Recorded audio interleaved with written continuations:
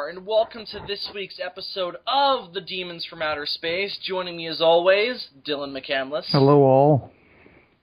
Dylan, we're gonna jump right in, man. We're gonna go balls deep right away. No foreplay, no lube. We're gonna go in dry into a conversation. Oh my. You ready for this? Who's ever ready, Bill? Oh. No, that's true. It's true. And audience, are you ready for this? We're just going to fucking dive in. So right before we started recording, Dylan and I were having I think, interesting conversation, so I wanted to preserve it for the show. So we're going to pick up in that conversation where we left off, and we'll make it make sense for you guys who didn't hear the first part of it. So Dylan and I were talking about silent movies and classic film because I just took my film classics midterm for school. So Dylan and I are talking about silent movies, and Dylan and I we're both talking about how, some silent movies hold up and others don't. Now, you mentioned Nosferatu. Yes. I think Nosferatu is way too long. Yeah, it is. For a modern viewer trying to watch a silent movie. Now, I can watch long silent movies, like we were talking about Chaplin earlier. I think Chaplin's work, for the most part, is very watchable. Even today, even for how long it is. And I don't think he ever went over an hour. But even, anything over 20 minutes to me in a silent movie, for the most part, I kind of have a hard time with. Mm-hmm. But Chaplin's stuff, I don't really have a hard time at all. And it depends on the movie. Not all of his stuff I particularly care for. But stuff like Easy Street, Modern Times, those two I can sit through the whole movie, no problem. Right, yeah. But Nosferatu is so heavy. It's a very heavy movie, and it should be. It's a story. It's telling the story of Dracula, and kind of, not legally, but it's telling the story of Dracula, and it's got a lot of plot to get through, which is really. It's interesting watching it though because you get to see how they expressed complex plot details, and complex for the time, mind you, right, without a single line of dialogue. But because of that. I think it's kind of hard to watch because it's so much exposition and so much plot building that we're not used to. Right, and I think one thing about silent movies is because they're so early, I don't think anyone really had a good concept of pacing yet. Oh, of course not. And pacing, again, it's all made for the people of that period. Mm-hmm. Yeah. So these are just the problems that we're mentioning. Are really just things that pop up over time. And of course, in my opinion, the best silent movies are the ones that rise above that, again, like Chaplin's work and other things like it. I'm trying to think of other examples. One of my favorite examples is the original Phantom of the Opera. Still haven't seen Lon Chaney's Phantom of the Opera. You have not? Mm-mm. I'm almost certain it's on Netflix, Bill. You have no excuse. All right, Jesus. Dylan never gets that kind of, film canonish with me. Jesus, that's the first thing you've said like that, dude. The claws came out over fucking Phantom of the Opera. Oh, by the way, you ever seen Mothra yet? Oh, fuck you. Oh, I forgot about Mothra. That was another one. But it's interesting because I think that and you go back to a really early film like fucking late 1800s, early 1900s. Okay, right. It really just exists for educational purposes. Right now. You know what I mean? Right now. It's really not doing anything where it's like, this is good on its own. Right now, Phantom of the Opera is not available to stream on Netflix, but it probably will be again come Halloween. So look who's fucking wrong, Dylan. No, because I've watched it on there before. I think it'll probably come back near Halloween because they put them. I watched the 1982 version of The Thing on Netflix. It's gone now. And you guys gave me shit for that. Oh, wait, were you there on SOS when I was like, oh, The Thing is on Netflix, and you guys were like, shut the fuck up, Bill. No, it's not. Was that this past episode that I missed? No, that was the Halloween special. Oh, yeah, I was there for that. Yeah. I don't remember, dude. That was the day of the Sun Bear fiasco. I've drank away a lot of those brain cells. Yeah. But what were we saying? Oh, yeah. What about, trying to think of other monster movies that came. Oh, so we mentioned Metropolis before we started recording. I want to kind of touch on that again because that's kind of that's one of the big ones that everybody mentions. Oh, Metropolis is a masterpiece. Yes, it absolutely is. I'm not going to take anything away from Metropolis. The question I pose to you, the viewer, and to you, Dylan, since you're the only person here I'm actually communicating with, is it watchable?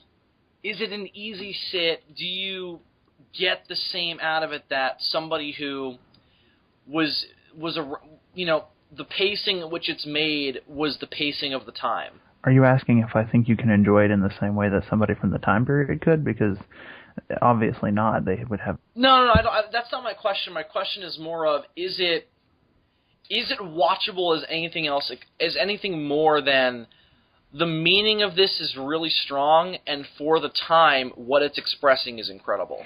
I think for the general moviegoer, probably not. If you're the kind of person who is into this sort of thing, then yes, you can probably... But do you think the person who is into this sort of thing, like film buffs like you and I, like I consider myself a film buff, a film fan, a fanatic, a geek, what have you, but I still find Metropolis to be kind of a tough sit. And again, it's nothing on the movie, it's just because of the nature of what it is. Right. Just because it's almost entirely my fault, because A, I was born too late, and B, I'm not used to it. I think it's kind of the same thing as, alright, so you look at Metropolis, and then you take a movie like, like a really acclaimed, deep movie that's come out in the past 20 years. Okay, The Dark Knight. You take The Dark Knight, and then you take Metropolis, which I think are comparable, and then you show Metropolis to people of our, like you and I, and then you show The Dark Knight to film aficionados, which weren't that common back then. I think they're going to hate The Dark Knight a lot more than we hate Metropolis, or we don't like Metropolis. I don't know. The effects alone might just cause their brains to explode. Well, that's the thing people have always said, is if you showed somebody back then a movie from today, they would literally not be able to understand it. Right. Like, imagine if you showed somebody from back then like something really CG heavy. Like imagine taking one of the Transformers movies. Or Pacific Rim. Or like Pacific Rim. Oh, their brains would explode. But it's like, they would not be able to understand it. You're right. Well, because I think the difference is that, like, we have that foundation of we've seen the evolution of film. Yes. So we don't just go into it blind. You know what I mean? Like, they're working it off of, okay, I've seen every movie up to 1935, and now I'm going to watch a movie from 2012. Not going to work.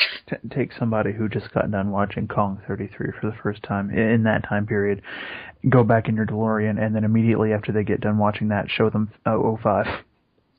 Yeah, well, I think the difference there is that they would definitely see the connection. So that would be something that would immediately help them. I wonder which one they would think would be better, because they wouldn't have our sort of like rose-tinted, like, oh, if it's a classic, it's automatically better sort of attitude. They would just be like, they would probably look at the effects and be like, whoa, that one. Well, do you think? I don't know. It's an interesting question. Just think of this. It's an interesting question. Well, think of it this way. They didn't know what a gorilla is supposed to look like. The general audience didn't. Because gorillas had only been discovered like 20 years previous. And I don't think a lot of these people during the Great Depression had access to fucking like national, any kind of science books they didn't see a gorilla in their everyday life. No, they probably only read descriptions that were like, it's like a furry man, and they were like, okay. Yeah, so the thing is, like, when we watch King Kong, we look at King Kong's design and go, that's a fantastic interpretation of a gorilla. It's the same thing as when we watch Godzilla. It's a fantastic interpretation of a dinosaur. Actually, I think Gorgo is almost more comparable than Godzilla, because Godzilla is supposed to be mutated. But you look at something like Gorgo, it's like, that's a fantastic interpretation of a dinosaur.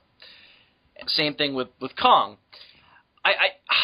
I think they would still stick with 33. Because they would be able to understand it more. But I almost wonder if they're like, because they can't understand it, they're almost like, oh, this is better. Like, it's so good that I don't get it. Like, I'm not smart enough. Do you think that might be a factor? Yeah, they might like appreciate it in almost like an art house sort of way, where they're like, I do not understand this. It must be genius.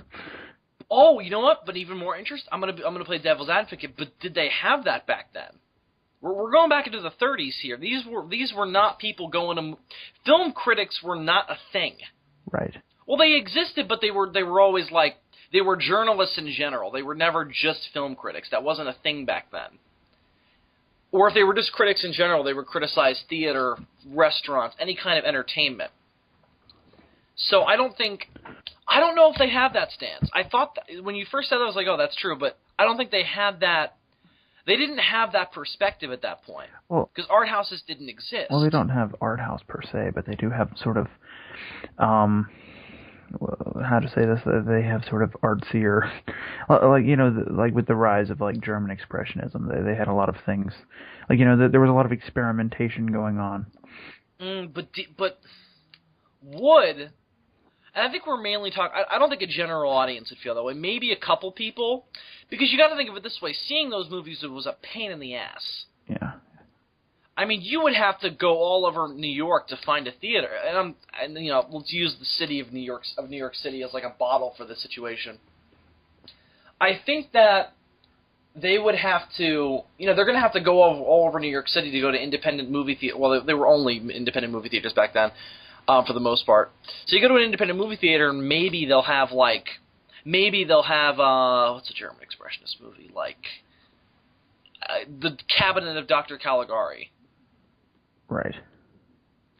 Do they look at that and then look at a movie like King Kong?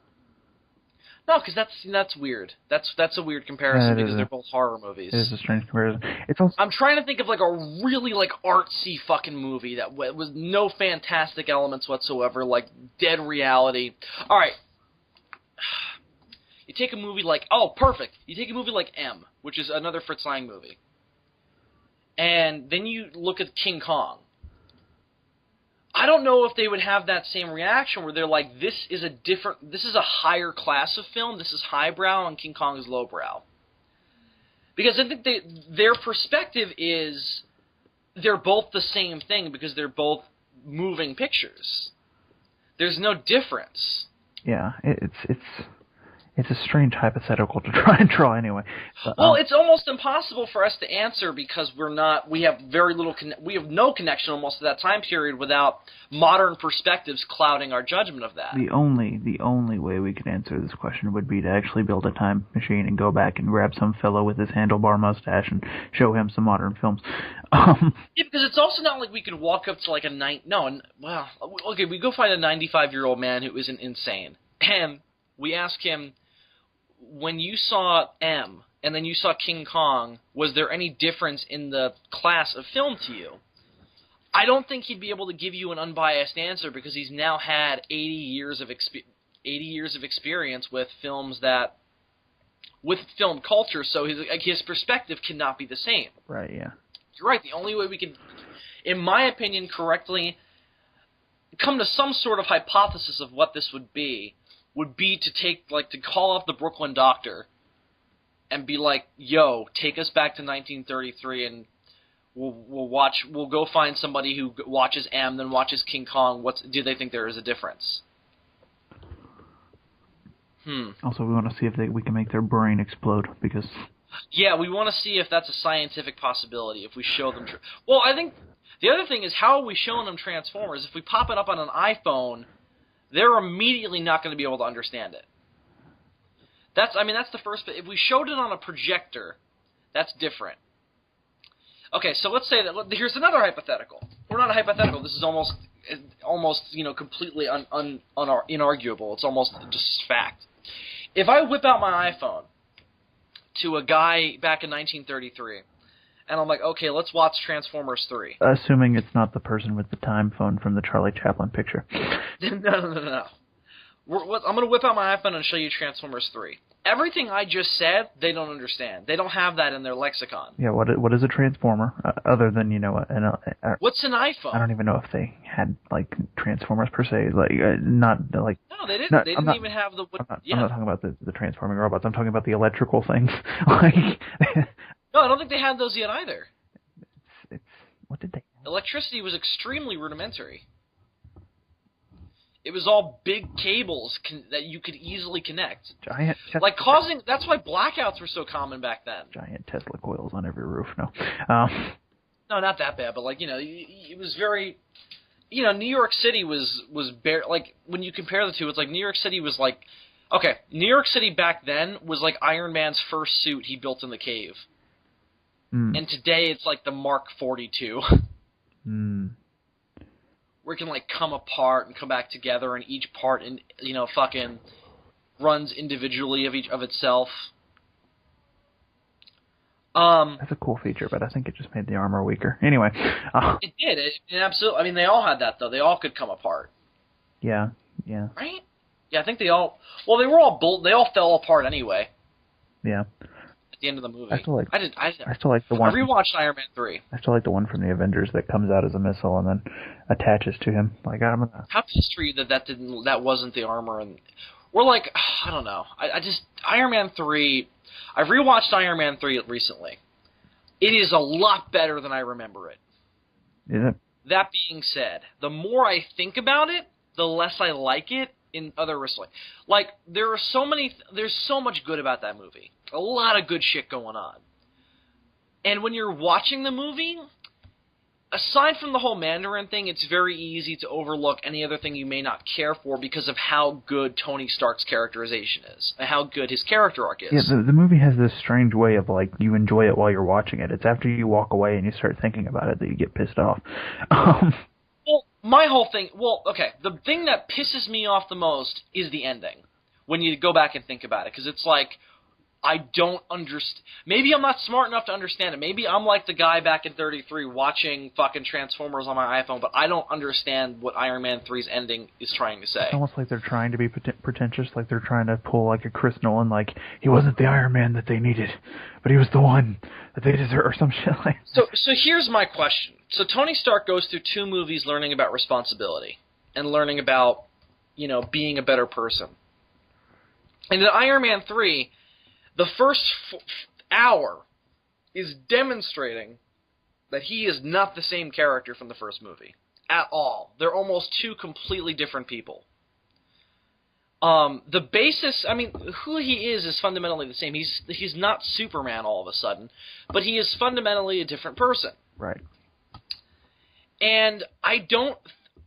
So presumably, based on how Iron Man movies should function, he's going to go through another major change in the movie, which you've got plenty of ground for. Tony Stark is a character who's just fucking a cesspool of character flaws. Yeah. So you've got plenty of ground to cover. Like Hank Pym, but more appealing. Oh, absolutely. So you start off the movie with that more responsible Tony Stark. Now, I think the general point of the movie, and I like this, and I thought that it should have been more clear with this, is Tony understanding what okay, so the first 2 movies is like, you've got to be responsible, okay. And I think Iron Man 3 kind of is, and should have been more about finding out what that means. You know what I mean? Like, what responsibility means for Tony Stark. And as the movie stands, that's definitely part of the part of the theme. I think it gets so buried under the plot twist and the convoluted plot and the fucking armor exploding and that kid. I think that kind of gets lost. And it's sad because it's done really well for the first part of the movie. So you take that idea, which I think is clearly what Shane Black was going for, and then you look at the ending. Tony Stark finding out what responsibility really is. He pulls out his arc reactor, which whatever. How the fuck did he do that? No. I heard a theory that he uses the extremis, but there's no indication that that's what he did. No. They would have to further develop that later on. Yeah, it'd have to be mentioned somewhere. So he pulls out the arc reactor and throws it into the ocean, and before this, blows up all of his Iron Man armor.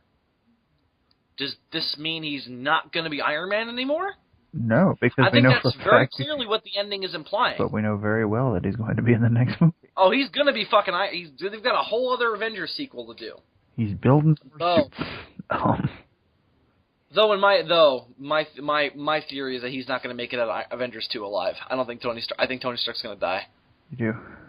I do. Oh, I'm almost positive he's going to die. He's going to get caught up in a magnet or something. Garbage disposal. No, think about it this way. Robert, they're not making any more solo Iron Man movies. And Robert Downey Jr. said he's getting a little too old to do all the stunts and everything. They're either he's definitely not going to be. I think it's almost 100% sure he ain't going to be Iron Man by the end of the movie. Mm. But my question is he going to make it out alive? Bum bum bum. To me, you gotta kill him. I think the best thing to do is to kill off Tony Stark. I think that'd be sad. I think that, to me, the best way to end Iron Man's story is to kill him. Just put a bullet in his skull. No, he needs to go out sacrificing himself for the Avengers. But that's what everybody's gonna expect. I know, but I mean that's what you do. He was a selfish asshole in the first movie, and now I think what they should also do. Didn't he already kind of have that whole self-sacrificing thing in the last Avengers movie? If they do it again, yeah, but it was so much other shit was going on, and they could have done it there. I would have been okay with him dying in that scene. I'm just saying they've already done the whole Tony Stark must sacrifice himself for the good of the team, and I know he got out alive, but if they do it like twice in a row, wouldn't it come off a little like? Well, maybe it's not for the team. Maybe it's for the whole world. Then I don't know. I think that he's probably gonna die. It's either gonna be him or Bruce Banner. Those are the two. I'm telling you. Maybe Bruce Banner's gonna kill him. Actually, you know what? Probably not Bruce Banner. You know why? Why? Because Mark Ruffalo is signed on for 7 movies. Fantastic. And he's only done 2 so far. Avengers and Iron Man 3. Oh, does that count? Is that one of the ones? Yeah, it does count. It does count. That's stupid.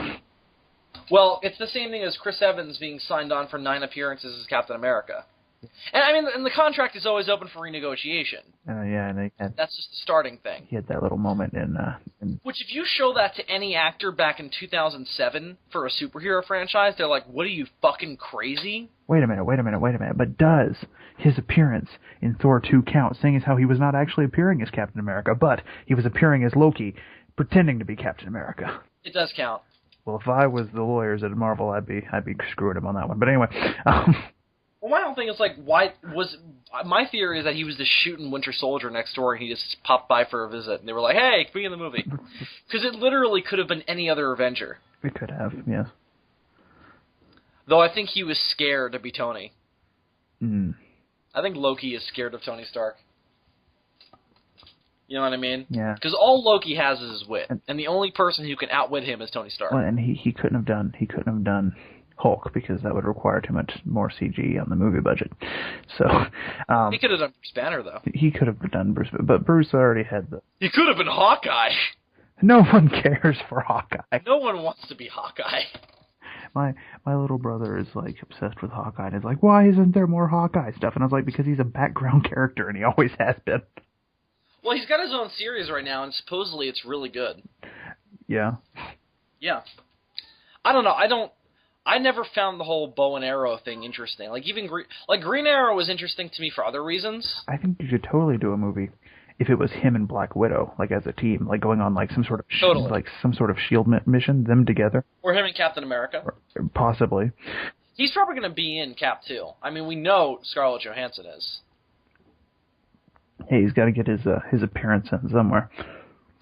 He'll probably be in Captain America too. But I have I don't know. I really, of all the Marvel stuff that I want to see, above all else, I want to see another Hulk movie. Yeah, because they teased me with the leader in the last, and you don't tease me with the leader. You don't do that. More than that, they have got to address what the ending of the Avengers and what the Hulk did in that attack means for Bruce Banner. The fact that he helped save the world has got to fuck over General Ross's whole move to capture him. Also, the fact that he seems to have more control over it now than he did before. You know, we go on. That's still sketchy to me. I still think the idea is that he can call it out if he wants to. I know, but because think about it this way. Because if you look at 2009, you know, he was doing all that controlled breathing crap and trying to hold back transform, or not really hold back. He was trying to get better control over it, you know. And then in this last movie, he was able to do that. You know, what could he do? Are we heading into some Professor Hulk territory? Is that where we're? I hope not. I never cared for that. I mean, I don't don't mind the Hulk. I think what they should be moving toward, and if they don't do this, if I ever get my hands on the Hulk, I'm doing this. I think they should start moving towards the Hulk is slowly, because of how long Banner has been the Hulk, it slowly becomes its own thing. Like, of course the Hulk at first is going to start out as nothing more than an embodiment of Bruce's psyche. Yes. But in the comics, and I think this makes a lot of sense, over time, that psychosis becomes more of its own thing. Just because it ages. It's a separate entity. And that's an idea I always thought was cool in the comics. That's what Planet Hulk is about. That the Hulk ages in the same way anything else does. You know what think about it this way. One thing. What is the Hulk if nothing more than cancer meets a mental illness? It's a disease of the mind and of the body. Yeah. What happens to diseases over time? They don't stay the same. They progress. Yeah, they go through stages. Yeah, they progress. They get worse or they get better. So to me, the way you do that with the Hulk is the Hulk gets nuts. The Hulk becomes more and more. He has his own motivations outside of Banner. That's why I want one of my favorite ideas in the comics, and I was happy when they brought it up in Hulk Ultimate Destruction, the game, and I would love to see it at the movies at some point. Is the idea of the Devil Hulk personality? That, and I want to see Bruce's father at least mentioned in this continuity. And I mean the comic book version, not the fucking Nick Nolte version. Also, I would be down for a Joe Fixit movie. Fucking Grey Hulk in Las Vegas. Well, I think that would be a great way to end it. Where, to me, the Hulk sequel really ought to be the first half of Peter David's Hulk run. Yeah. Where it was the whole idea of the leader coming back and trying to turn the entire world into a gamma world where everybody's a gamma mutant. Because to him, it's like the most honest form of people. Like the Hulk is the gamma radiation just took what was buried inside Bruce Banner and made it real. Mm-hmm. Gave it a form. So to him, that's honesty. And to him, he was a genius on the inside and a godlike leader. So when he got hit by, he didn't get hit by gamma rays, he got hit by gamma waste. He became the super, intelligent planner, the leader. So, to me, I think that what they should do is it's already been set up. He already wants to change the world with Bruce's blood. So just have him be building all this up for the past 6 years. Have him become his own standalone villain, and then have Bruce try and stop him. And I think this would also be a good opportunity to bring in the Grey Hulk. Yes.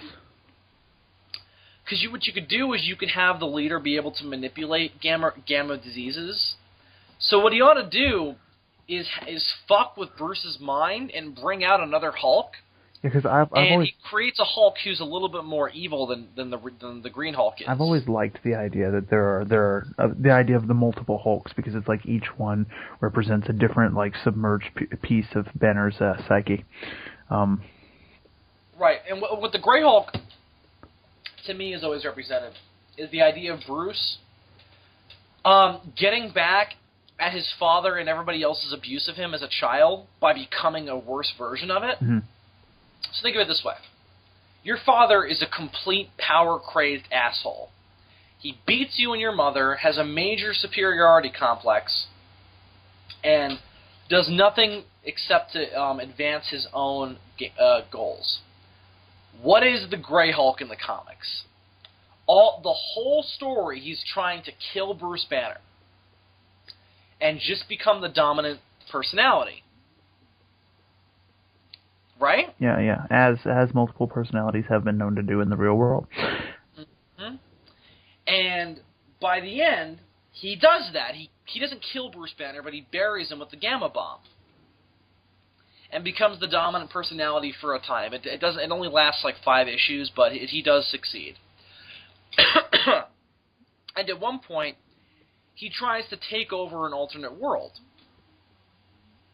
Now, the parts, he's still a hero in as much as he still ultimately will do the right thing, but his attitude's just a complete asshole. Yeah. So I think that's what you do with the Grey Hulk. You explore this idea of the Grey Hulk is all of the wrong parts of Bruce's psyche. All of the power-hungry stuff like that, and it would make sense because the leader would bring that out, because that would be the Hulk that would be more likely to help him. Right. Because obviously, you know, the Green Hulk has always just been an embodiment of anger and of pure, like, childish, like, primitive, like, instinct, you know.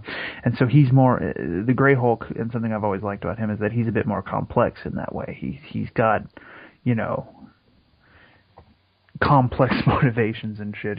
Right. And he's got a tood, and I like a Hulk with a tood. Well, here's the other thing that I think people who aren't big Hulk fans should realize is that the transformation of the Hulk didn't always come from anger. No, originally it was at night, wasn't it? Yep, nighttime, and and the power and the strength of the Hulk had to do with the moon. And then it wasn't like a werewolf. Like, he didn't just become the Hulk during a full moon, but the explanation they give is that actually during a full moon the Hulk is weaker.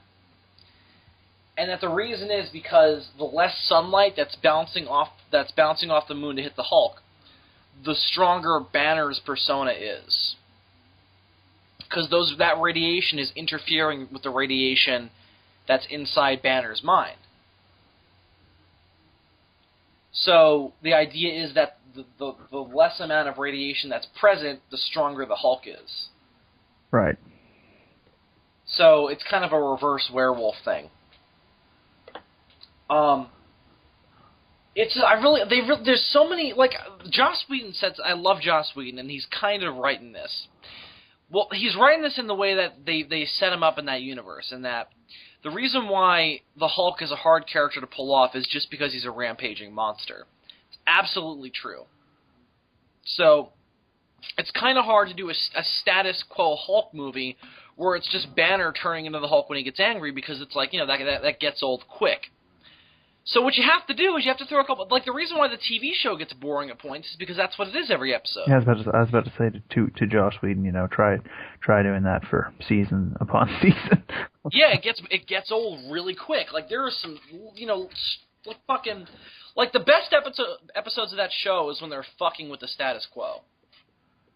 Yeah. David Banner gets married. David Banner gets close to this gamma radiation, like, infected rock, and it fucks with the transformation, and he's caught midway. David Banner gets caught by another reporter in interviews about the Hulk. Like, this stuff like that is interesting to me. Yeah, because... And that's what the show is amazing. The TV audience likes to see, you know, the status quo challenged every now and then, so long as it goes back to normal by the end of the episode. Yeah, it gets frustrating with the Hulk, because it's like... here's the thing. Here's where the show got really good, but also shot itself in the foot. They made Jack McGee a sympathetic character. Yeah. And they made you root for him. So when you're trying to root for David Banner to escape and find a cure, but David Banner isn't advancing. He's staying in the same place. He just keeps trying to cure the Hulk, and he keeps failing. Right. And Jack McGee is trying to track down the Hulk. He doesn't change either, but he becomes a better person over the course of the show. He starts out as an asshole, but over the course of the show, he becomes a dashing rogue, if you will. Yeah, and I'm okay with the idea of him being likable, but the problem is you don't want to root for him more than you do for Banner. Yeah, because then you want McGee to find out. And the other thing is you want McGee to find out, so the show has to fucking change. I mean, that's obviously a problem that the comics never had with General Ross. No, because General Ross knew Banner was the Hulk in the first 25 issues. And he was like an asshole about it. Well, it depends on the continuity. Nowadays, it seems to be that he's known all along. But originally, no one except Rick knew that Bruce was the Hulk. Right, yeah. I prefer him knowing, just because it kicks off that. The Hulk doesn't need to have a secret identity. That, and it kicks off the antagonistic relationship between them faster, and there's a lot of good stuff to be had there. Yeah, the Hulk does not need a secret identity. You know what I mean? The Hulk is not Batman. No, the Hulk isn't a superhero. Well, He's not a traditional superhero. He's not going off fighting crime. And aren't you glad that he doesn't have a secret identity? Because look how much fun they had in the Avengers with the fact that everybody knew that he could transform into a green monster. Like all those scenes of him interacting with Scarlet Witch and Scarlet. Well, I'm just happy that the Avengers doesn't. Why did I say Scarlet Witch? Black and her being like terrified of him. Yeah. All the wisecracks from Tony Stark and what have you. Yeah, exactly. Here's my thing. I'm just glad in the Avengers there's no secret identities whatsoever. Yeah, they all know each other. It gets rid of that major archetype. And they're in a strange way, they're even kind of moving away from it in the new Spider-Man series. Mm. Superhero movies are becoming a lot less focused on the secret identity thing. Unless you're Batman.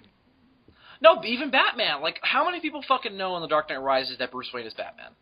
A bunch. Let's see. Alfred, Gordon knows by the end, fucking Lucius Fox knows, Bane knows, Catwoman knows, Talia knows, everybody fucking knows. Yeah, everybody who needs to know. Right, but that's the whole cast of that movie. Joseph Gordon-Levitt knows he's Batman. But again, just drawing a comparison between that and what Marvel's been doing, it's not like Bruce. Oh no, it's totally different. Like the idea, I mean, Batman in general has a secret identity. It's not. Bruce Wayne and Batman are two different people. Yeah, Bruce Wayne has never had a press conference in which he said, "I'm Batman." Although he almost did in fucking The Dark Knight. But superhero movies are moving away from that, which I'm so happy for. The secret identity thing gets old so quick. He admitted to being Batman in public in Batman Forever, but nobody heard him. Oh, that was amazing. Harvey, I'm Batman. Batman would never do that. Batman would be smarter than that. Batman would have been raped. Batman also wouldn't take a date to the circus. Well, I mean, this is the same continuity with the other movies in that sequence. So this is the same Batman who said, "You want to get nuts? Let's get nuts." So given that Batman, I can believe it. It's a great line. Bruce Wayne would never say that shit. This is also the same continuity where Batman drops bombs down people's pants. Yes, because Batman is a psychopath. Because Batman's a fucking murderer, yeah. Batman just... It's like, dude, the fuck? Batman just doesn't take any shit in the Batman just does not give a fuck in those movies. And Batman's a superhero. He should give a fuck. The whole idea of Batman is that he gives a lot of fucks. In the Burton... I'll call it the Burton verse, just for the sake of having a shorter phrase. He just doesn't give two shits in the Burton verse. Well, Tim Burton doesn't give two shits in that movie. And then Joel Schumacher was like, yeah. He gave slightly more of a fuck, but he was bound by that original setup, so he... I mean, Joel Schumacher's Batman movies are not... I mean, Batman Forever, I think, is watchable. I think it's also kind of underrated. Like, a lot of people... I think so, too. A lot of people look at it and they're like, it's as bad as Batman and Robin, and I'm like... Oh, God, no. Like, Batman Forever tells a fucking story. And I'm like, are you high? Like, Batman and Robin is literally a live-action toy commercial. There's a story and a theme behind Batman Forever. It's not executed great, but it's there, and at least it's better than nothing. I mean, Batman and Robin is a 2-hour-long drone through fucking stupid joke after stupid joke, and it's amazing to watch drunk and with friends. I mean, ain't much good for anything else. The reasons to watch Batman Forever, Jim Carrey, obviously. The entire Riddler story is just so entertaining from beginning to end. The stuff with Robin throughout is... Robin's done shockingly well. Yeah, the stuff with Robin is very good, and whether you're a fan of the Joker killing Batman's parents in the first movie or not, they make good use of it in Forever. They do. By drawing the parallel between him and Bruce. Bad idea used well. Yes, yeah. They're like, we're going to take that piece of continuity that people hated, and we're gonna actually use it to our advantage here. Yeah, this is good writing. Yeah, yeah. You can tell Joel Schumacher is a Batman fan. Yeah, yeah. And he is. He's a big Batman fan. The whole movie, not one ice pun, and I'm very grateful for that. No, but there are like double personality puns. Oh yeah, well, Two-Face is the shortcoming of that movie. Two-Face, fucking Tommy Lee Jones, man, I love you, but Jesus Christ! I get the same problem. I have the same problem with Tommy Lee Jones's Two-Face that I do with Danny DeVito's Penguin. I think that actor could have done great if they had written him like he was in the comics. Well, the problem is, I think that the producers were like, Tommy, I need you to camp this up, and he's like, all right. I think the problem was, so we tried more original villains in the last movie, and it didn't really pan out. So we're just going to turn all of our villains from this point on into the Joker. I don't know about original. I think the Penguin is very derivative of the Joker. Very. But he's a lot darker, I guess the word could be, or not darker. I mean, he's not darker. He's gorier. I mean, he's got more of an. I don't think Batman Returns is a dark movie. I think it's a. He's got more of an edge to him, that Penguin. I don't think Batman Returns is a dark movie. It's a very silly movie. It is, but it's dark if you're. It's dark. It's like it's something. It's darkness that a 15-year-old would come up with. You know what I mean? Yeah.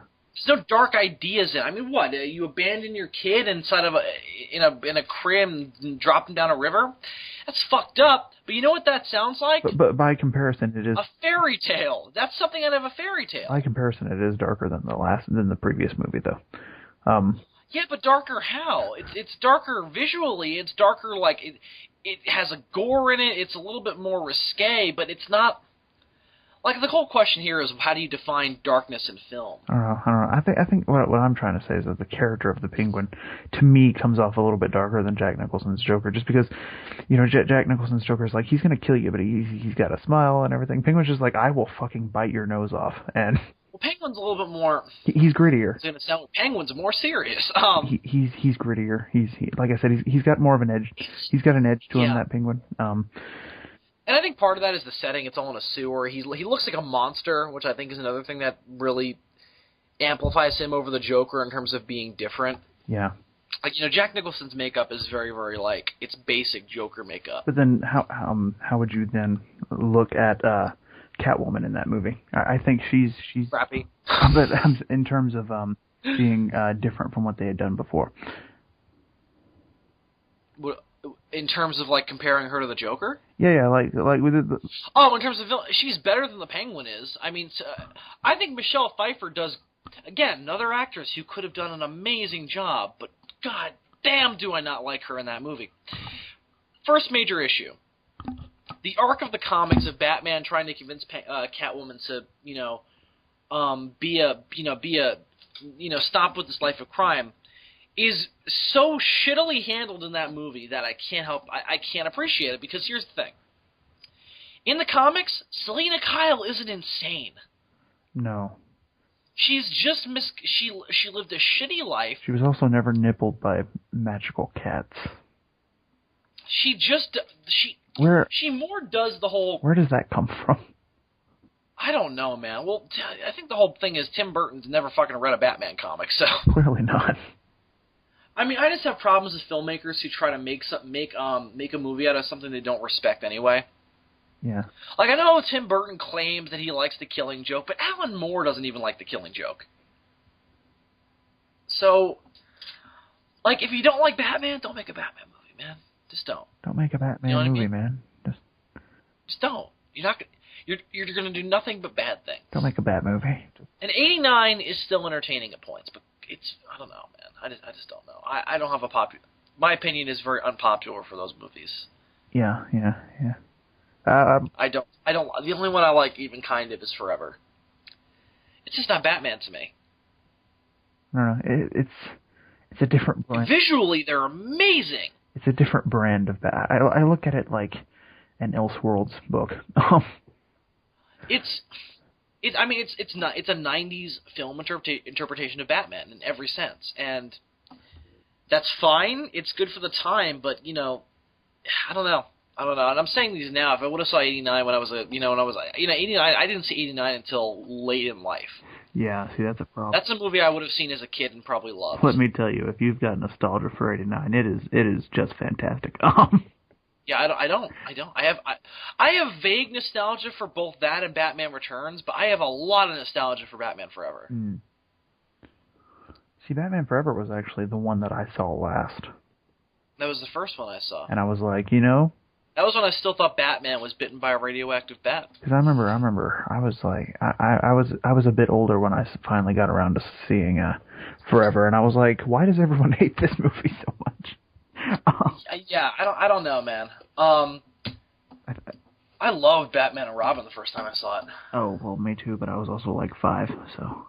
I was second grade. I was about 7 or 8, I guess. Yeah, 7 or 8. No, second grade. How old are you in second grade? And this is the summer before second grade. Let's see. Second grade's usually like... So you're 5 when you get into kindergarten. Yeah, so... You turn 6? 7. You would be 7 in second grade. Yeah, 7 or 8. So I was when I was a young warthog. Yes, we were all young warthogs. I was a fat kid, so yeah. I was a slightly older warthog. And when he was a young warthog. Yeah.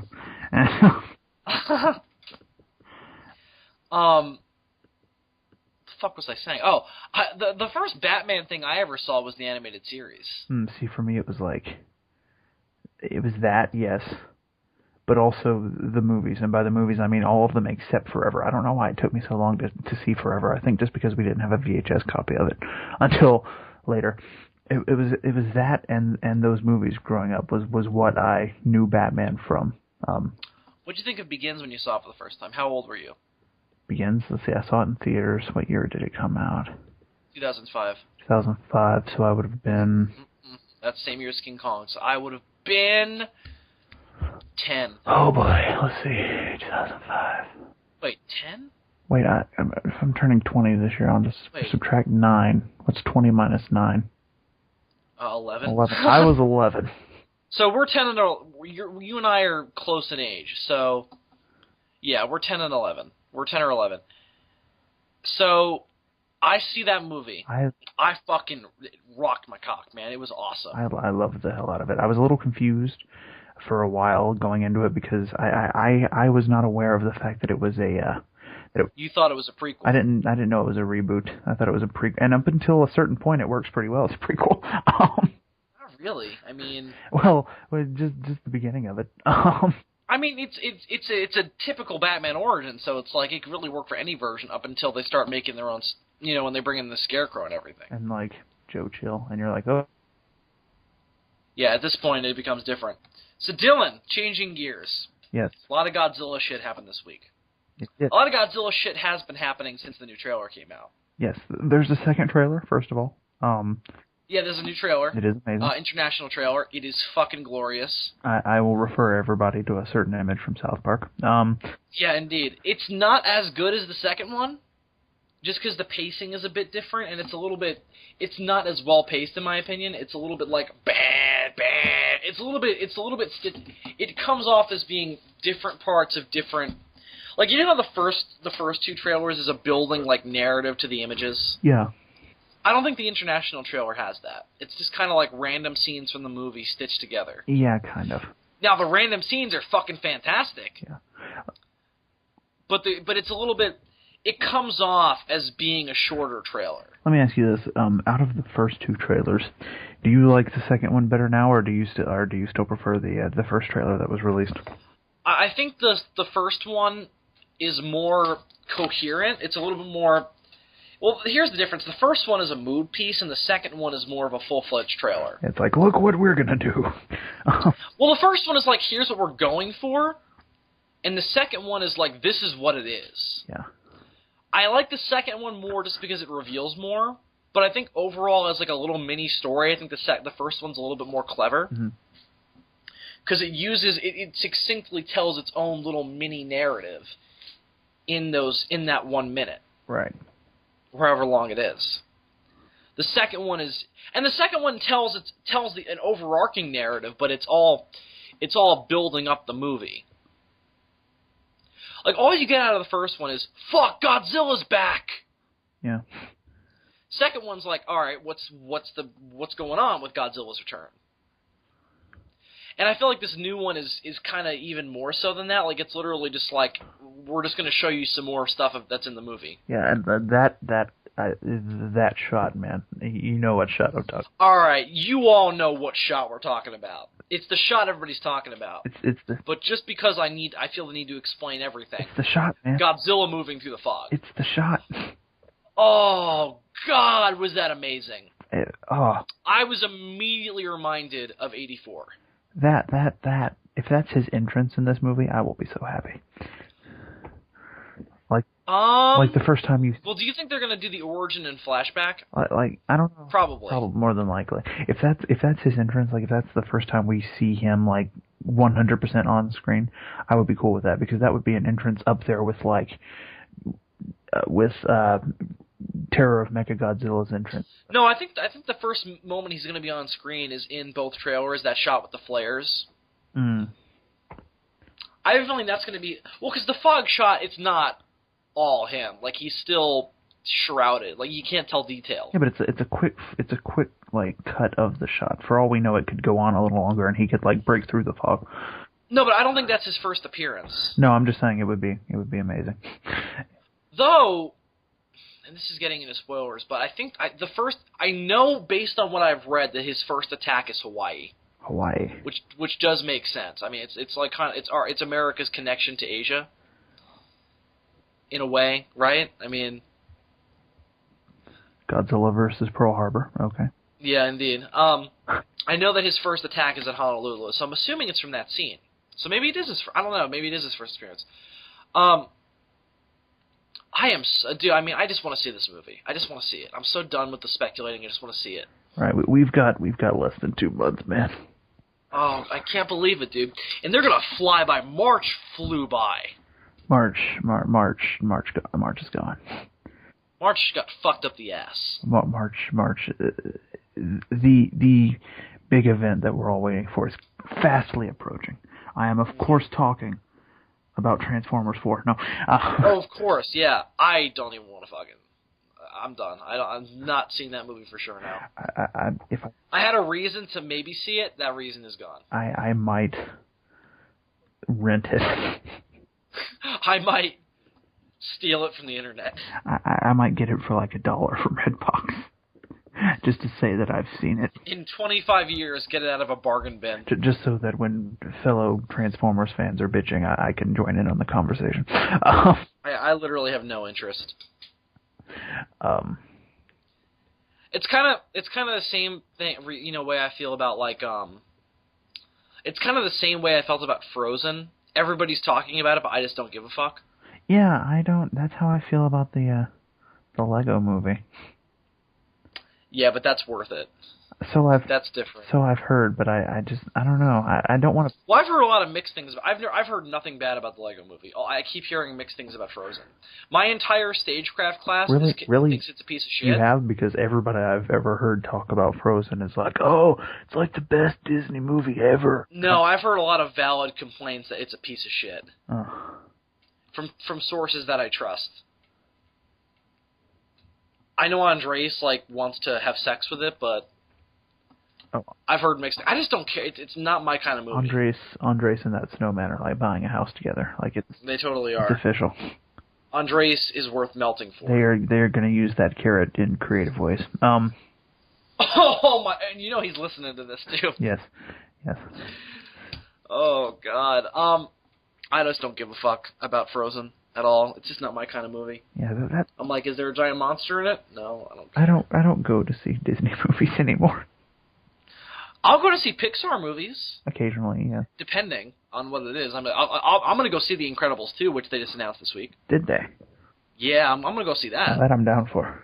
But fucking Brave 2? Not seeing that. Just don't care enough. My problem... Up 2? Oh, I'll go see that. My problem with the Lego movie is, I don't want to pay to see Legos. Yeah, but it's more expensive to play with real Legos. I don't play with real Legos. It's worth it, man. The Lego movie's great. Even as a child, I didn't play with real. Everything is awesome. Because I was not good at it. You weren't good at Legos? No, I couldn't build shit.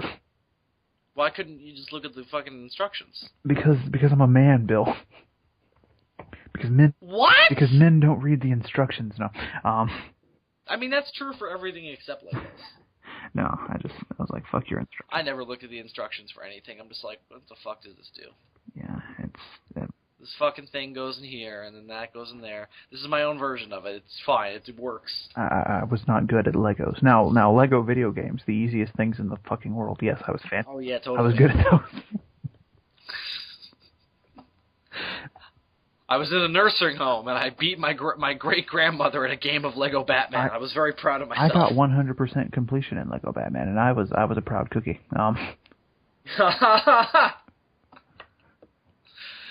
Dylan goes into women and says that I got 100% on Lego Batman. You want to suck my dick?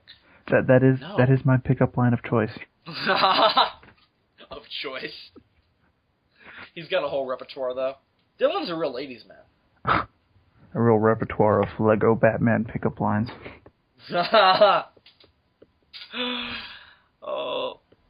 Oh my. We have fun here at the Demons from Outer Space. So yeah, weren't we talking about Godzilla? But back to Godzilla. What'd you think of... It's now almost for sure that I don't think that... Oh, wait, never mind. The thing I just said is completely not true. I was going to say that, you know, the audio from Bryan Cranston that's become so viral, you know, the whole... It wasn't an earthquake, it wasn't a typhoon, all that. I didn't think that was going to be in the movie. But then I forgot that we got a clip of that scene in the second trailer. Yeah, there's a clip of him saying it to somebody. Right, I forgot about that. Because they change it in this movie. And, I mean... It's so late. They change it in this trailer. You know how in the second trailer they went, you're lying. It wasn't an earthquake. It wasn't a typhoon. You're hiding something out there. In this, it's there. Yeah, meaning he's talking probably to Aaron Taylor Johnson. Which there's a clip of a scene like that in this trailer. I don't think it's the same scene, though. I think maybe they just cut it differently, because I've seen movie trailers before where I thought a line was... Oh, definitely. Where, like, I thought a line was a certain way, and then I watched the movie, and I'm like, that line is way different than it was represented in the trailer. Yeah, no, totally. I can't think of any examples off the top of my head, but it does. The new scene that's connected to that in this trailer is clearly he's talking to Aaron Taylor Johnson, and he goes, I'm not crazy. They're hiding something, and I need to be able to prove that it's real. And then you get that amazing shot of what I think is clearly Godzilla's tail leaving a wake through the jungle. Yeah. I think that's clearly what it's supposed to be. Maybe you interpreted it differently, but that's what I took from it. Wait, what shot are you talking about specifically? When he says, I need to be able to prove that it's real, there's that shot of the jungle, and there's this giant, like, just fucking battered stretch through it. You know what I'm talking about? Yeah. It looks like Godzilla's tail went through it. Oh, it could be, yeah. That's a good... To me, that just makes sense. I mean, what else could it be? I mean, is it Mothra? Yes. You're talking about the shot of the people going through the jungle with, like, the flashlights and clearly... No. I'm talking about the shot during the daytime after he says in the new trailer, I'm not crazy. I need to be able... they're hiding something. I need to be able to prove that it's real. And there's a shot of the jungle with helicopters over it with this giant, like, how the fuck to describe it? This giant just chopped down portion of jungle that swerves like a snake. Ah, yes. That has to be Godzilla's tail, right? Unless it's that one Muto creature, the one with the many arms, the one that's kind of like a big millipede-looking thing. Yeah, but it wouldn't leave a wake like that. It's a straight thing. You know what I mean? Yeah, well, clearly, it's Minya. No. Oh, yeah, because that's something they're going to do in this continuity. Donkey Roar and everything, yeah. They also pretty much... Gareth Edwards spoiled one thing. Well, not really spoiled. We kind of all knew. Is that the giant bones in the trailer are from Godzilla's ancestors. Okay, good. That for sure. That is something I predicted. I mean, it was almost... I mean, what else was it going to be? I mean, it's the giant from Jack and the Beanstalk. I win. People owe me money. No. Monopoly money? Just like you owe me? No, real money. I don't bet Monopoly money, Bill. Oh, I'm sorry. I don't play them reindeer games. Ben Affleck? Batman? Batfleck? Batfleck? Bin Man? Or as Kevin Smith wrote it, Buttman. My God. He did a comic back in the 90s called Buttman, which was a parody of Batman with Ben Affleck as or one of his characters as this superhero called Buttman. Oh. And he says that he predicted it. Like, when they announced Ben Affleck as Batman, Kevin Smith sent out this series of tweets like, I once made out with Batman. And they were at this MTV Movie Award, and him and Ben Affleck kissed on stage to make fun of the Madonna Britney Spears thing. Back in the late 90s. Or early 2000s or whatever it was. Yeah. And then, He tweeted, I've seen Batman's dick. And I don't know what that's referring to, but I'd really like to find out. Clearly he is, he's seen some Affleck cock. He's seen Batfleck. He has seen Batfleck. He's seen his Batarang. He has seen his Batcock. Alright, that was a little more on the nose than I was intending. That's too lowbrow for this show, Dylan. He was working as a bat stripper. He only accepted... He's just wearing the fucking over underwear. He was very classy. He only accepted cash and bat credit cards. Where the fuck did he get that thing? The bat credit card? Yeah. I don't know. It had to be custom made. Do you think he made it, or do you think he sent out a request to one of the major credit card companies? I mean... Do you think a major credit card company is fucking sponsoring Batman? Well, you know, it wouldn't be a stretch for me to imagine that maybe Bruce Wayne owns a bank or two, or something, you know? Yeah, but there's a difference between a bank and a credit union. Well, yeah. Well, he could own a credit union. I would believe that. I suppose. But it's like Visa or something. There's a brand. I'm going to look this up. Let's see what brand the Bat credit card is. But if Bruce Wayne owns it, then it's like, oh, I wonder who Batman is. Gee, this company made a Bat credit card, and it's owned by this guy. See, all he has to do in that situation is have Morgan Freeman give them the speech, and they will not speak of it again. If anybody finds out who Batman is, Morgan Freeman just has to give them the speech. Oh, never mind. It's not a fucking. It very well could be. It's not an official brand. What, the Bat credit card? So let's look at the Bat credit card briefly. So it's got a Bat logo on it. It says Batman. Are there any? And it says "Good through forever." Oh, that's cheeky. And the brand is Goth Card. Okay, see, it's from Goth Card. All right, so it's Bruce Wayne. Yeah, Bruce Wayne. Now it's still retarded. Could it be that Batman is so popular that they made Bat credit cards? Kind of like how they make like stamps with popular characters on them. Sure. Like perhaps more people out there have Bat credit cards besides just Batman.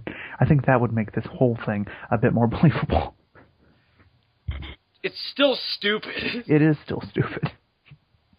But that would make sense. But I'm trying to rationalize the Bat credit card.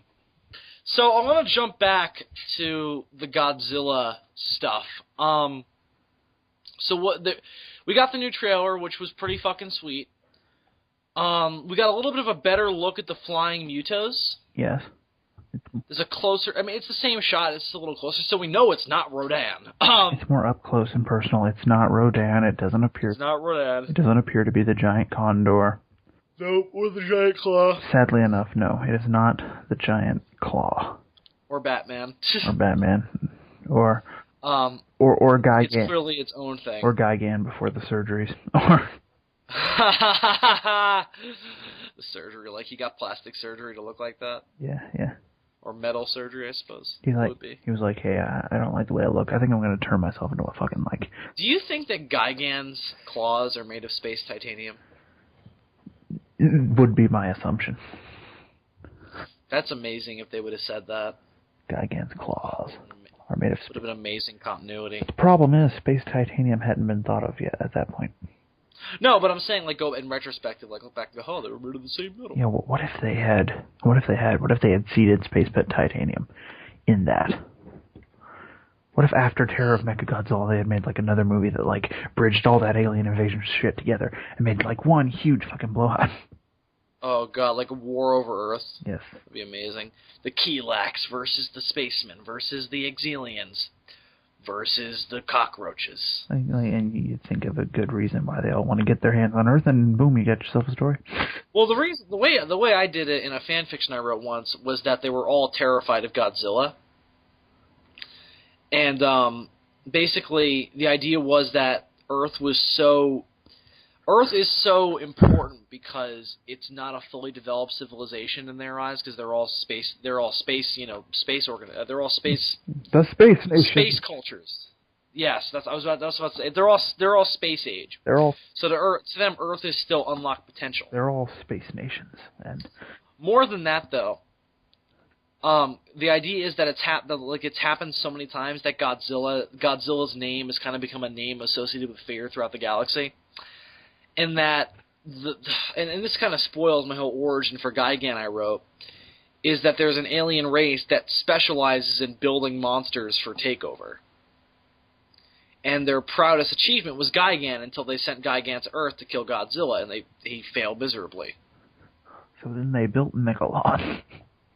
No, what happens is Gigan gets sent out to do other missions, and then Gigan starts to glitch out, and starts to do things against their wishes, and he does something really against what he's supposed to do. So, they bring him back and they reconstruct him. They make him a little bit more robotic, which is the Final Wars design. And then what they decide to do is they decide to what the alien race decides to do is say, fuck all these other alien races who have us build stuff for them. We're gonna take control of Earth ourselves, and then and prove to the entire universe that we're strong, and that Gigan as a weapon is the most powerful weapon in the universe. So we're going to take over Earth and then hold it for ourselves until somebody promises us enough money or whatever to take it for them. 100 billion gajillion fulfillion Space bucks. Space dollars. Space bucks, Dylan. That's what it is. Unless of course and how do you do that? What's in your way when that's your issue? What if you do one particular thing specifically? The entire universe is going to go, those guys are a force to be reckoned with. We will also accept space credit cards. You kill Godzilla. So Gigan tries to go kill Godzilla. And the idea is, in the middle of the fight, Gigan gets knocked on the head, and all his he has all these old memories back. He gets more of his independent will back, and he decides to revolt against the alien race. And he actually teams up with Godzilla to fight the alien race. And the leader of the race, because their whole idea is that they manipulate cybernetics with flesh to create these abominations. So the leader becomes almost entirely cybernetic of all this junk and becomes this gigantic fucking just giant mix of cutlasses and lasers and hooks and drills and claws and fights Godzilla and Gigan. And then they win, and Godzilla and Gigan toils with the idea of killing Godzilla, but then just decides to go off and explore the universe and find himself, and Godzilla goes back to Earth. That was my story. And then Gigan travels from planet to planet, hoping to find one that will accept him, but every time he flies back into space with the sad Hulk music playing in the background. It's the Incredible Hulk, but with Gigan. Indeed. Indeed. Dylan, what also came out this week in Godzilla World that's not trailer is the posters, the new posters. What was your take? A shit ton of posters. A couple of them, yeah. So many posters. Every day I'm like, oh, there's another poster. From what I've seen. There was the first one I remember was the one where it was Godzilla, the one for South by Southwest, the Godzilla design in a silhouette of an atomic bomb. That was fucking amazing. Yeah. That one was cool. What else was there? There was also the Godzilla Smash video game trailer came out. Yes, that looks interesting. That looks fun. The one and we get to see Godzilla move in full glory. Which every concern I have with the design has been settled by that footage.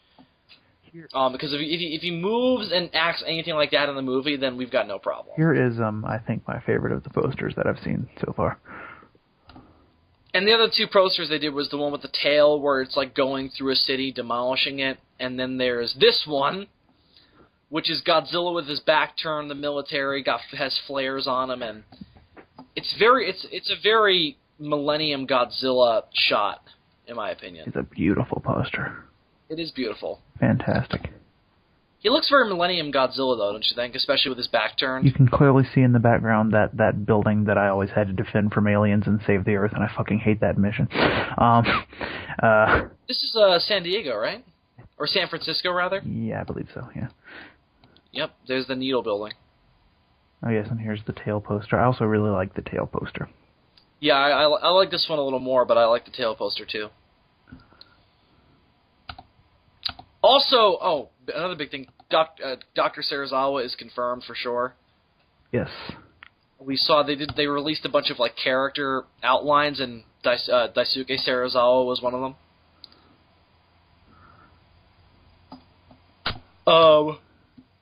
Yeah. Big things are happening in Godzilla world. I'm excited. We will have a touchscreen game before long. Yeah, indeed we will. Indeed we will. I'm hoping for a console release too. I have a theory that they might do as sort of like a crossover thing, and if they do this, I will love them forever. I have the touchscreen game from Pacific Rim, right? Yeah. And they've been recently releasing new Jaegers into the game that you can now play as. Because when they first started the game, I think there were like 4 or 5, and now there's like 7 or 8 different Jaegers that you can play as in the mobile game, the touchscreen game. And they've had this thing on there for a long time that says that there's going to be more kaiju coming soon, but there never has been. What if they put Godzilla in the Pacific Rim game? Oh, that'd be amazing. That would be the greatest thing ever.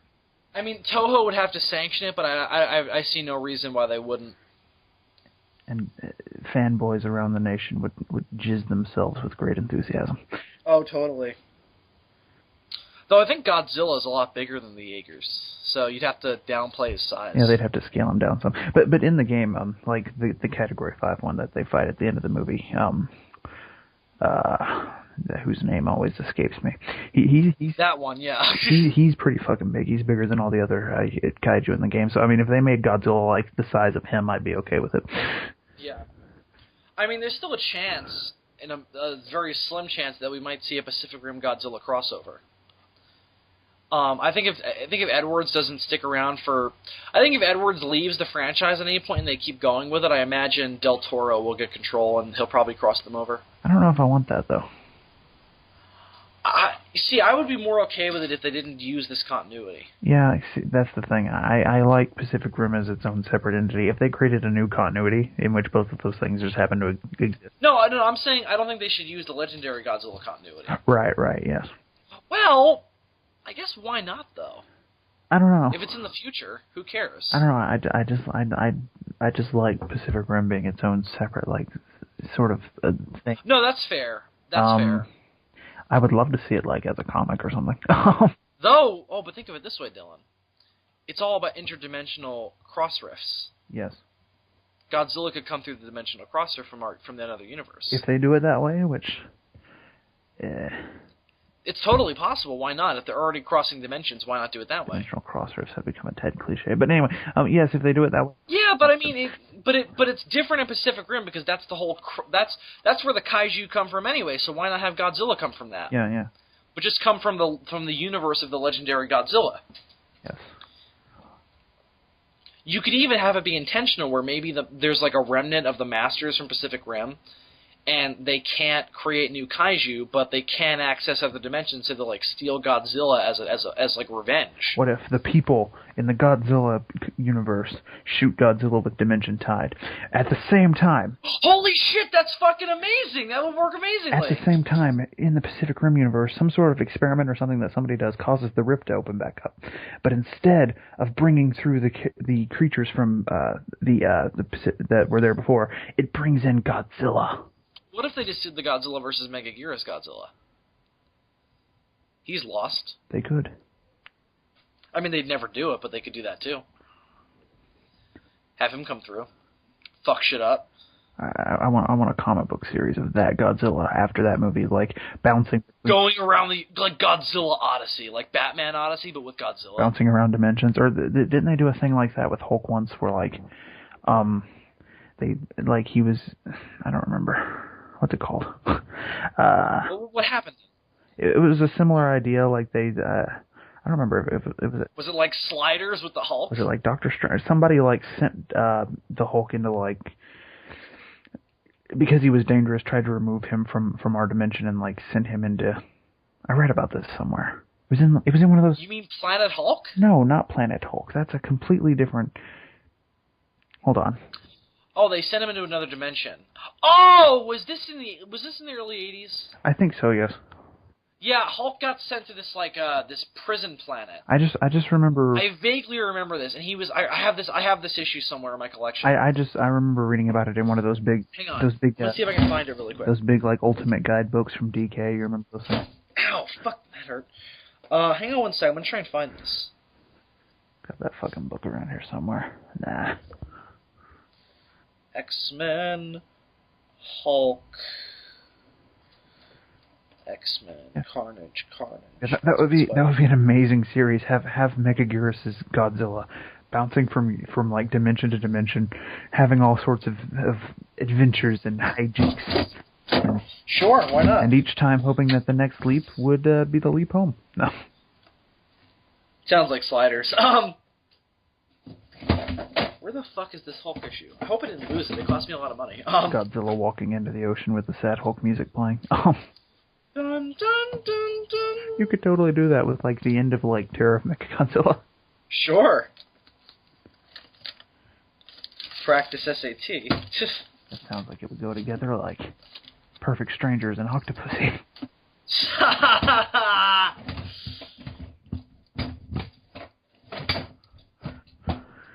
could not find it.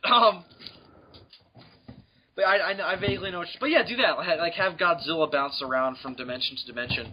Have him like fight Have him fight Showa Godzilla. Because you know what? That would also be the perfect mechanism with which to cross him over with characters like Gamera and like Ultraman and shit. Well, I think having Godzilla fight a good version of himself could be interesting. Yeah, have Millennium Godzilla fight Superhero Godzilla. That would be amazing! He would lose because... And have Superhero Godzilla try and convince him to turn good, and Godzilla goes through a character arc. Oh my god! He would lose. Why is this not a thing? He would lose because Superhero Godzilla can fly.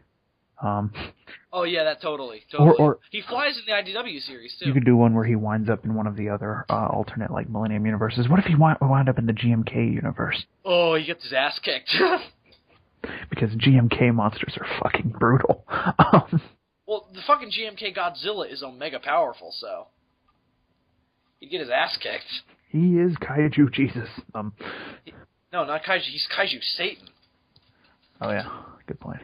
Have him fight Final Wars Godzilla. Have him fight Kiyu. Have him fight Heisei. Yeah, but they're too similar. Yeah. Have him fight fucking Hanna-Barbera. Kong. Oh, that'd be genius. I mean, it'd be kind of the same thing as Superhero Godzilla, but I mean, Godzilla would obviously be functioning as more of like, you know, it's because he wouldn't be doing it on his own. I'd totally pay to see that though. Have Godzilla meet. I just want like a bunch of different Godzillas just fighting each other and then together to fight like this super version of King Ghidorah. Godzilla versus Reptar. No. Godzilla, like, generations for, like, Showa, Heisei, Millennium, all these different Godzillas, like, team up to fight one Omega monster. Yeah. Come on, dude. IDW, you listening? You listening to this idea? IDW, I'm giving you fucking gold. We are giving you the greatest idea for a Godzilla comic book series that's possibly ever been come up with. Because you could never do this in a movie. I wouldn't want to see this in a movie. Here's my problem with IDW. You've got like Half Century War did this, and Godzilla Legends kind of did this, but it didn't fully succeed at it. Like, you've got the Godzilla license and access to the entire Godzilla universe. Fucking do things that you wouldn't be able to do in the movies. Right. And it wouldn't just have to be him crossing over with other versions of himself. As I said, if you could get the licenses, this would be a mechanism with which you could cross him over with other kaiju properties. You could also have Godzilla cross into other universes of the licenses you have, like Godzilla versus Transformers. I mean, it's a dimensional portal, so he could also wind up on like crazy alien planets and shit. Like you could. Yeah, so it doesn't have. It could be time, space, dimensions. It's Dr. Zilla. It is Dr. Zilla. Mozilla. It's no stranger than 00 Who. Oh, fuck you. No, but the listeners are not in on that. I'm not in on 00 Who, nor should they be. And then in one issue, Godzilla goes through a dimension-tied portal and winds up in the Musla universe. Oh, yes, bitch, yes. Fuck IDW. Godzilla. This is all, you guys have like Godzilla fight Gorgo and all those other monsters. Fuck IDW. Have one where Godzilla ends up on like. Have one where Godzilla ends up on this fucking psychological, a psycho-cosmic plane, if you will, where monsters from other universes that just aren't, they don't have the same historical relevance that Godzilla has just get put there. Like, because imagine it this way. Imagine in a super pseudo-scientific universe that, like in Doctor Who, that if an idea is so strong, it can take on a physical form through telepathic energy. Yes. Like, this is where all the bad monsters get thrown, like Aegon and, like, Pulgasari and Yongari.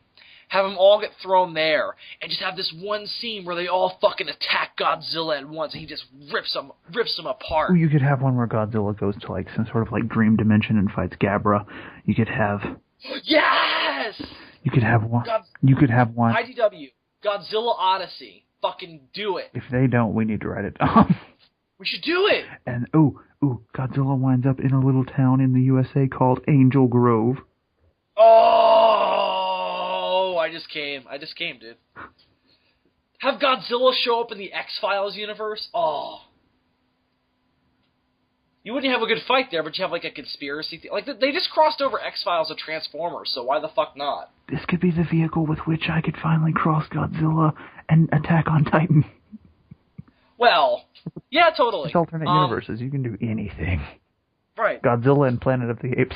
It's a possibility. That would be... I don't know what you'd do with that, but it yeah. It would be strange. I would say Kong on Planet of the Apes would be more interesting. Godzilla and Jurassic Park. Again, what would you do? Godzilla versus... Stay Puft Marshmallow Man. No. I mean, this is how you do Pacific Rim as well. I'm no longer throwing out serious responses. You could throw Godzilla in the Marvel Universe? You could. That's kind of... DC Universe? That, I don't think, has been done. Well, I mean, Godzilla's fought the Avengers, but he hasn't fought the Justice League. Godzilla in Star Wars. Godzilla in Star Trek. There's no limit. Godzilla in Doctor Who. Godzilla in... You know what you could also do with this? What could you also do with this? If you don't want to cross Godzilla over with himself, which I think you should do, have him change his appearance every time he crosses into a different dimension. Like, do a different Godzilla suit. Like, when he crosses over with Attack on Titan, he looks like GMK. I think he should stay the same because, like you said, then you can also, because I would want, if you did this sort of thing, for you to also have him meet other versions of himself. Yeah, totally. And in order to have that multiverse thing work, he has to remain constant. Yeah, that's fair. I was just saying, if you're not going to do that, that could be... I mean, you could do it in this fucking... It's almost magic at this point, so why the fuck not? Obviously, the very first story you would need to tell, just because it makes the most sense, is, wouldn't he logically... when he first gets sent through the portal, wouldn't he logically wind up on whatever planet Megaguirus comes from, or from whatever dimension he... Because, the dragonflies originally came through the portal. No, but they came from another time, not another planet. Oh. Or not planet, but I meant to say dimension or whatever. Yeah, but Megaguirus didn't come through the black hole. Megaguirus came from a wormhole created by the black hole. Godzilla went through the black hole. That's true. This is some convoluted bullshit. No, well, that's the difference. Is it opened up a wormhole. Dude, this is what you do with the Marvel universe. Have Godzilla show up on a planet that's being destroyed by Galactus. Godzilla versus Galactus. I want it. Oh! Well, you know what you should also do? Transform. Have him not be able to stay on each planet for more than 24 hours. You need some sort of vehicle by which he keeps going, because Godzilla... Yeah, just have it be he cannot stay in one place for more than 24 hours. It's almost like... That's almost like his galactic prison. Like, obviously humans wouldn't think of this, but have it be where... Is it an idea where, like like he's in sort of like a state of flux or something where he's like just jumping from universe to universe without even Yes, exactly. control over it. Like I think you might want to put a. I don't think you would want it to be a specific time frame like 24 hours because then you would be putting limits on yourself story wise. But yeah, but that creates drama then. Like let's say Godzilla ends up on a planet destroyed by Galactus. He has to stop Galactus in 24 hours. But more than that, if you set that time limit, Godzilla can't just rely on, I'm going to leave here anyway, so I'm just going to let him destroy the planet. He might, he's going to be there for 24 hours no matter what. So if he wants to survive, because Godzilla can't breathe in space, so... Yeah, but what I'm saying is, as a writer, that would put you in a position where if you had a story that you needed to tell that required more than 24 hours, you would be screwing it. I don't think, but in that universe, I mean, in that story setting, I don't think you should do that. Like, to me, what you do is you do quick, one-and-done stories. You don't do anything over an issue, and you do everything where it could take place over the course of an hour. I was going to say like 20 minutes, but that's too short. 20 minutes is ridiculous. Yeah, I know. Can't even get a full monster fight done in 20 minutes. Right, but I'm saying, like, if it's 24 hours, that's a day. Godzilla's not going to... You don't have to worry about Godzilla staying anywhere overnight or anything. It's one and done. It's quick. But it creates that little time limit where it's quick. You have to really pace it well. Godzilla shows up for 24 hours, destroys Illinois. All of a sudden, Michael Myers is out of work. But more than that, what the 24 hours thing does also is it leaves you enough time where you can realistically do anything you want. Yeah. Like, the only thing you can't have Godzilla do is have long-standing change. So each universe can go back to its status quo after this, in theory. Right? Right. So, and imagine, Godzilla pops up in the Marvel Universe. Imagine how frustrating it is for Godzilla that every now and then he winds up back on Earth, but it's never his Earth. It's always... Yeah, exactly. Like, Godzilla... Well, you do a scene where, like, he thinks it's home. But then he sees another version of himself. Like, imagine Godzilla fights the Hanna-Barbera Godzilla fights... Again, perfect opportunity to have him fight Zilla. Right. Yeah, but no, you don't need that, though. You don't need the multiple universe thing to do that. You could come up with a really cool, like, and this would have to be something original, I guess. Come up with like a really cool, like, interdimensional kaiju to be like the big bad, you know? Yeah, I don't think it should be Ghidorah because obviously that's a little bit too like. No, of course it could be Ghidorah. It would need to be something new, something that you would create. Totally, like like a kaiju that exists across all. Well, what if it was an entity that took the form of a kaiju, like the Kaiju Killer? What if it was Baggin? No. You could use Baggin. Bagel. No, but it should be something new, like fucking. This would be a good opportunity. Like, I really like the name Talagon. It should be Cthulhu. No, it should be. I really like the name Talagon, though, and I don't think they're going to use it. If they don't? So let's steal it. No. If they don't, it's up for grabs. Yeah, we're using it then. Because that means the Fallen. Clearly it's... So what if it's an... Okay, so in the Marvel... In the amalgam Marvel DC line... This is good shit. We should be taking notes. We shouldn't be recording this. This is what we shouldn't be doing. But fuck it, I don't care. Copyright Bill Wurster, Dylan McCandless. Copyright DFOS. If you steal it, we will find you. And we have a very particular set of skills. Dylan, show them the juggling trick. Well, I can't. I'm a disembodied voice, sadly. Right, of course. Sorry, my bad. Anyway, but yeah, don't steal this, guys. Don't be assholes. Let us. We will. All right, we're gonna. Since this is on recording, we're gonna make a vow. I have spring break next week. Do you? I had spring break last week. You bitch. All right, fuck it. In like the coldest weather that I've had so far, that was my spring break. Anyway. All right, we're gonna find. I'm gonna write some parts of this next week. I'm gonna give a vow to the audience that because I have a major problem sitting down and doing things. I'm gonna make a vow to the audience. Dylan, will you assist me? I will assist you. Screw school. Cool. Screw school. Fuck school. We don't need no education. Only if we want paychecks. Oh. But fuck it, we're gonna do Godzilla Odyssey. Gonna be a thing. It's coming at you. It's coming at you fast. I like that name, don't you? Godzilla Odyssey. It's coming at you faster than Shinpei's Toy Shop. Yes, I do like the name. I mean, I'm totally ripping it off from Batman Odyssey, but who the fuck cares? Nobody's gonna know, man. Unless you can come up with a different name for it, like Godzilla. versus the universe. No, that's too small. Godzilla versus reality. Godzilla Crossroads. That's generic. Godzilla. Wait, let me ask you this. Reality is all the universes, right? Yeah, all the multiple versions. It's the larger. But then what? But isn't alternate reality the same thing as alternate universe? Depends on what's the word I'm looking for? Depends on what vocabulary you're using, I suppose. Some people would call it an alternate reality. Other people would call it alternate universes. The way I've always viewed it is reality being the whole and the multiple universes being part of the reality. Because there's no other word for it, right? Right. I prefer the term multiverse, I guess, because that... Yeah, I prefer universe because that just makes...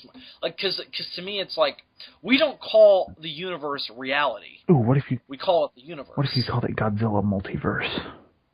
That's too generic. I like Godzilla Odyssey. But then it's a ripoff. I don't care. Dude, we're writing fan fiction anyway. Who the fuck cares? Batman cares, Bill. Batman can suck my dick. He has a bad credit card. Don't you fuck with him. Godzilla Odyssey. It's coming at you, kid. It's gonna happen. You're gonna find Batman hanging upside down in your attic, and he's gonna kill you. Swear to me. There's a bat in my belfry. Literally.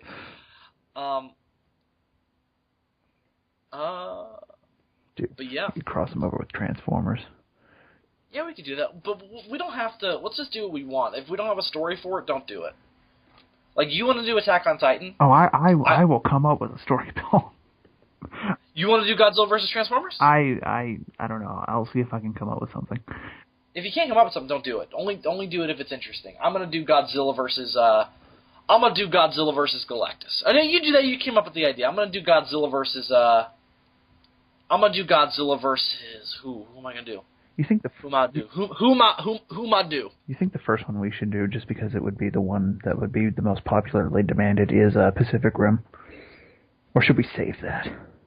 I don't have an idea for that yet. We should just do them in the order in which we have ideas for them. Okay, which one do I have the most clear idea for yet? I don't know. All the ideas we've come up with yet so far is just the generic premises, so we would have to do some major pre-writing. Don't you think that Godzilla's just logically Godzilla's first stop would be an alternate universe where he exists? Could be. I don't know. Because don't you think? Because if you go by Slider's logic, you slide further away from your reality. Or your universe. It's interdimensional travel, so I don't know. The rules are... No, but I'm just saying, it might. That's the one I have the biggest idea for. Because in this, it's like you can have Godzilla fight other Showa enemies. You could have him fight himself. I think that's just the one I have the best vision of in my head. What if Godzilla shows up on the day that he was mutated? Oh my God! Yeah, but that's time travel. But what if we do it for another universe? Exactly, the day he's created, like in the mainstream universe, not the Millennium bullshit that he comes from. Well, here's how you tell that story. Godzilla pops up in the Showa universe and fights himself, and he kicks the superhero Godzilla's ass. And then that same day, we get invaded by aliens or something, or some big villain plot. And Godzilla uses his radiation to heal himself, and they team up to fight the alien threat because they can't do it by themselves, right? Yeah. So then Godzilla travels in time and finds himself at the day that Godzilla was mutated. He could do one of two things. He could stop that from happening and give that Godzilla a peaceful life, or let it happen and let life run its course. Now, if he does that, this Earth will die because Godzilla saves the world multiple times. And I think ultimately he'd choose to just leave. Ooh, Bill, you know how I was saying that we needed to come up with some original, like, interdimensional monster to be like the big bad? Mm-hmm. I think I might have an origin story for it. All right. Don't say it on recording. I'm not going to. Okay. Because A, we're almost out of time, but B... B, I'm teasing the audience. We're teasing the audience. So, audience, Godzilla Odyssey, we're going to do it. We're gonna do it! We're going to do it right now! Dylan, digitally shake my hand on this. This is going to happen. Godzilla Odyssey is a go, right? Yes, we're not saying... All right, we're not, sir, then I say this to you. We're not saying we're gonna do it in, like, the way that we say we're going to do certain web series. We're saying that we're gonna do it in the way that we say we're gonna go to G-Fest. Oh. Like, this is a thing that's happening. This is the thing that's going to happen. This will just be written. It won't be audio or anything. This will just be written. How do you do that? What? It's a handshake thing. You go to emoticons, and then you just click on the handshake thing. In the IM box, there's a little smiley face on the right-hand side. Whoa, that is fan-bloody-tastic. Click on it. There's a bunch of them. My God, there's a ninja. There's a bunch of them. Like there's a dancing man. It's my personal favorite. I have a ninja. Well, fuck you. I have a corny 70s dancer. I have a Hulk. No. No, you don't. That's not an emoticon. I have a tumbleweed. I have the devil. I'll see your devil and raise you one muscly arm. I'll see your muscly arm and raise you a pizza, making you fat. I'll see your pizza and counter you with the fact that I'm already fat. All right. I think that'll do it, Dylan. Let's wrap up. Oh, my personal favorite. Money. Just money. Money. My second personal. Bitches! My second personal favorite. Are you a beer man? Well, it's just alcohol in general. Let me put this one up there. I'm more of this kind of dude. All right, Dylan. I think that'll do. I didn't realize that the drink was there before. I just did beer because it's like generic, like alcohol thing. Beer. Oh, there's coffee. There's a Hulk transformation. See, I told you I had a Hulk. I know, I had Hulk. All right, Dylan. I think that's going to do it for this week's episode of the Demons from Outer Space. We talked about silent film. We talked about Godzilla crossing universes, and we talked about Batman having issues. Weather forecast, anyone? The audience has no idea. Yeah, they have no idea what's going on. So, Dylan, anything to plug aside from obviously go ahead and like the Sons of Sarazawa Network homepage on Facebook, and my only other thing I'm going to plug is the first episode of my new web series, The World Unseen, is up on a new channel called Nostradamus Washington. It is a web series I'm doing for school as part of a project, so go ahead and support that project. I could really use it. And support me and my buddies getting together, make some comedy. So go ahead and there'll be a link to the first episode of The World Unseen in the description. It's some really funny shit, in my opinion. Dylan, have you seen it? I have not yet. I would like to point out, however, just to set the record straight, that the name Nostradamus Washington came from one of our conversations. It did. That is my minimal contribution. You agreed that the name would work. I had a partial involvement with the creation of the name of one of the characters. That is my very, very limited contribution to this. And you may thank me and send me money.